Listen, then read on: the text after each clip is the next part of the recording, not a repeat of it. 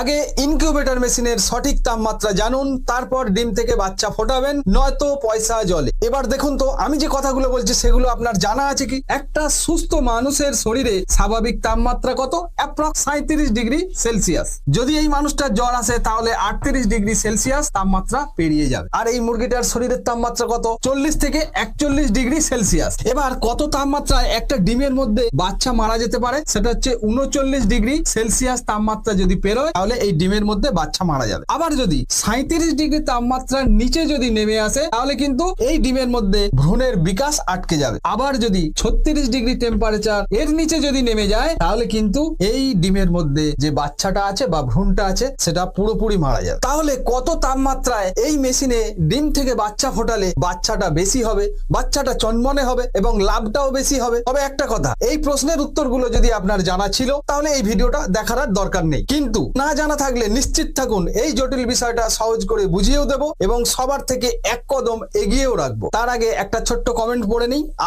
আলামিন উনি প্রশ্ন করছে যে মেশিনের তাপমাত্রা কত হবে। তাহলে এবার এটা বুঝুন যে এই ডিম ফোটানো মেশিন বা ইনকিউবেটরটা তৈরি হলো কিভাবে। সেটা তৈরি হলো এই মুরগিকে দেখে কপি করা হয়েছে বা ডুপ্লিকেট করা হয়েছে এবং সায়েন্স বলছে যে এই মুরগি সব থেকে বেশি ডিম থেকে বাচ্চা তুলতে বা ফোটাতে পারে। সেটা কত? 83%। আর এখানেই বেশিরভাগ খামারি এটা ভুল করে না জেনে, সেটা হলো যে এই মুরগিটা যখন কুঁচে বা উমে বসে তখন সে কত ডিগ্রি সেলসিয়াস তাপমাত্রা ব্যবহার করে সেটাকে যদি আমরা ফলো করি তাহলে এই সঠিক তথ্য বেরিয়ে আসবে। শুধুমাত্র গুগলে সার্চ করলে হবে না, এই মুরগির কাছেও যেতে হবে, এর কাছ থেকেও তথ্য জোগাড় করতে হবে, তবেই সঠিক তাপমাত্রা এবং সফলতা ধরা দেবে। সে আপনি ইনকিউবেটর মেশিন কিনুন আর ইনকিউবেটর মেশিন বেচুন। এবার যা বলবো শুনলে চমকে যাবেন। একজন খামারি এটা মনে করে যে মুরগির ডিমে যে ফোটাতে গেলে যে তাপমাত্রাটা লাগে সেটা হচ্ছে 37.7 ডিগ্রি সেলসিয়াস, কিন্তু না, বিষয়টা এত সহজ নয়। আর এই 37 ডিগ্রি সেলসিয়াস আমি যে বলে দেবো আপনি শুনে নেবেন, এটার মধ্যে কি যুক্তি আছে সেটাকেও জানতে হবে। আর যেহেতু এখানে তাপমাত্রার কথা হচ্ছে তাই এটা জেনে রাখুন যে গ্যাসের জালে রান্না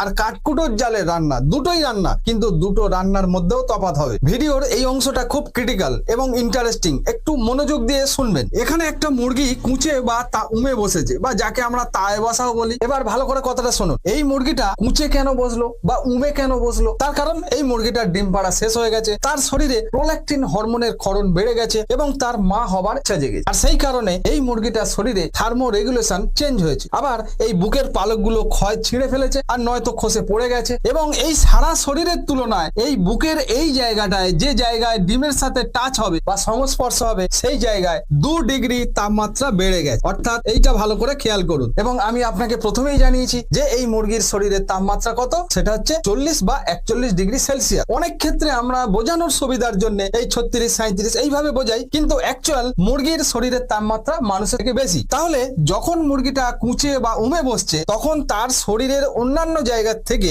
এই বুকের এই অংশটায় 2 ডিগ্রি টেম্পারেচার বেশি থাকে। তার মানে তার শরীরে এমনি 40 রয়েছে, তাহলে 40 ডিগ্রি প্লাস হচ্ছে এই 2 ডিগ্রি সমান সমান তার শরীরে কত হলো? 42 ডিগ্রি সেলসিয়াস তাপমাত্রা এইখানে হওয়ার কথা। কিন্তু এবার ভাবুন তো, আমি তো আপনাকে এটাও বলেছি যে 39 ডিগ্রি সেলসিয়াস তাপমাত্রায় গেলে ডিমের মধ্যে বাচ্চা মারা যায়। এবার বুদ্ধিটা কিভাবে খাটায় মুরগি দেখো। এবার এই মুরগিটা কি করবে? ওর নিচে, বুকের নিচে যে ডিমগুলো আছে সেই ডিমগুলো পা দিয়ে নাড়াবে, তার মানে একবার এই পিঠে দেবে একবার ওই পিঠে দেবে। তারপরেও দেখবেন গাটা ফুলিয়ে রেখে পালকগুলো ফাঁকা রাখবে যাতে হাওয়া চলাচল করে। তারপরেও কখনো ডিম থেকে একটু উঠে বসবে, কখনো নিচে বসবে। আবার দিনের এমন দুটো সময় আছে যে সময়ে এই মুরগি পুরো এই ডিমটাকে ঠান্ডা করে। আর ঠিক এইভাবেই এই মুরগিটা এই ডিমের মধ্যে এই তাপমাত্রা মেনটেন করে। সেটা হচ্ছে কত? 37.5 থেকে 38 ডিগ্রি সেলসিয়াস তাপমাত্রা। ভালো করে এইটা খেয়াল করুন। মুরগি 37.5 থেকে 38 ডিগ্রি সেলসিয়াসের মধ্যে এই ডিমের তাপমাত্রাটা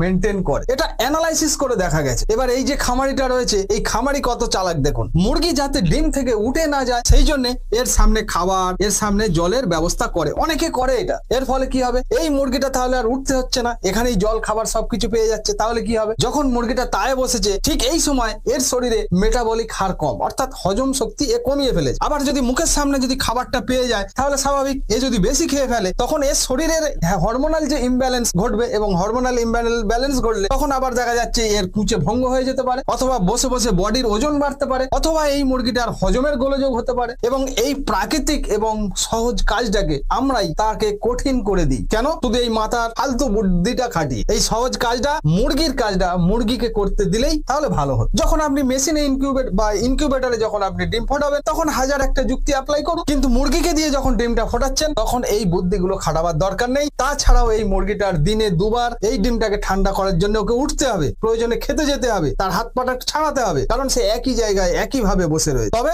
মুরগিটা এখানে আছে, একটু দূরত্বে খাবার জল এগুলো রাখা যায়, তাতে কোনো সমস্যা নেই। এবার এই মুরগিটার উপরেই অ্যানালাইসিস করে আমরা সেট করব এই ডিম ফোটানো মেশিন বা ইনকিউবেটরের সঠিক তাপমাত্রা, যাতে শুধু বেশি বাচ্চা ফোটালে হবে না, এখানে যে বাচ্চাগুলো ফুটবে এই মেশিন থেকে সেগুলো যেন চড়কো চনমনে হয়। ঠিক যেমন মা মুরগি বাচ্চা ফোটায় ঠিক তেমনই এখানে মুরগির ডিমের কথা বলছি। এবং এই মুরগিটা 21 দিনের মধ্যে ডিম থেকে বাচ্চা ফুটিয়ে তোলে, এবং সেই 21 দিনের যে তাপমাত্রাটা হবে সেই তাপমাত্রাটা 1, 2, 3 এইভাবে তো লেখা যায় না। তো সেক্ষেত্রে আমরা 3টে সপ্তাহে ভাগ করে নিই। ফার্স্ট উইক, সেকেন্ড উইক অর্থাৎ দ্বিতীয় সপ্তাহ, থার্ড উইক অর্থাৎ তৃতীয় সপ্তাহ। আর এই উইক মানে হলো কি সপ্তাহ। এবার ভালো করে কথাটা শুনবেন। প্রথমে যখন আমরা এই মেশিনের মধ্যে ডিমটা সেটিং করব, ঠিক 24 ঘন্টা আমরা যে তাপমাত্রাটা রাখবো, এই 24 ঘন্টা যে তাপমাত্রাটা রাখবো সেটা হচ্ছে 37.2 থেকে 37.5। কেন এটা করার কারণ কি? তার কারণ এখানে যে ডিমটা বসানো হচ্ছে সেই ডিমগুলোর বয়স তো এক নয়, কোনটা 2 দিনের ডিম, কোনটা 4 দিনের ডিম, কোনটা 3 দিনের ডিম। তো বিভিন্ন ধরনের বয়সের ডিম থাকার কারণে আমরা যদি হুট করে একে যদি 37.7 বা 37.8 ডিগ্রি সেলসিয়াস তাপমাত্রা দিয়ে দিই, তাহলে এই যে বেশি বয়সের ডিমগুলো ফুট করে কেটে যাওয়ার চান্স আছে, তার মানে জালকটা নষ্ট হয়ে যাওয়ার চান্স থাকতে পারে। তারপরেও ওই ডিমটাকে একটা অ্যাডজাস্ট করার সময় দিতে হবে, যাতে ওই ডিমের মধ্যে থাকা ভ্রূণটা হুট করে যেন বেশি তাপমাত্রা পেয়ে তার মধ্যে না কোনো ডিসব্যালেন্স হয়। সেই জন্য প্রথমে ধীরে ধীরে তাপমাত্রা দিয়ে ওই ডিমটার সহ্য ক্ষমতা বাড়ানো হয়। আর আপনি এটা দেখে থাকবেন যে মুরগি যখন ফার্স্ট যখন ডিমে কুচে বা উমে বসে তখন কিন্তু সে এক চান্সে বসে যায়, সে প্রথম 2-1 দিন দেখবেন একটু বসে একটু উঠে চলে যায়, এই রকম ধরনের ঘটনা ঘটায়। এবার এই 24 ঘন্টা যখন পেরিয়ে গেল, এই 24 ঘন্টা পরে যখন এই ডিমের মধ্যে তাপমাত্রা সহ্য ক্ষমতা বা তাপমাত্রাটা অ্যাডজাস্ট হয়ে গেল, ঠিক তখন থেকে আমরা এবার তাপমাত্রা দেব 37.5 থেকে 37.8 এর মধ্যে আমাদের তাপমাত্রাটা রাখতে হবে, বা 37.7 অনেকে বলে দিতেই পারেন। যাই হোক 37.5 থেকে 37.8 এর মধ্যে তাপমাত্রা রাখলেই হয়। ঠিক তার পরের সপ্তাহে অর্থাৎ দ্বিতীয় সপ্তাহে কি হবে? দ্বিতীয় সপ্তাহতেই একই রকম চলবে। সেটা কত? 37.5 থেকে 37.8 এর মধ্যেই রাখতে হবে। এবার আসছি তৃতীয় সপ্তাহ। এখানেই কথাটা ভালো করে খেয়াল করবেন। যখন ঠিক 19 দিন যখন বাচ্চা বা ডিমটার বয়স হলো,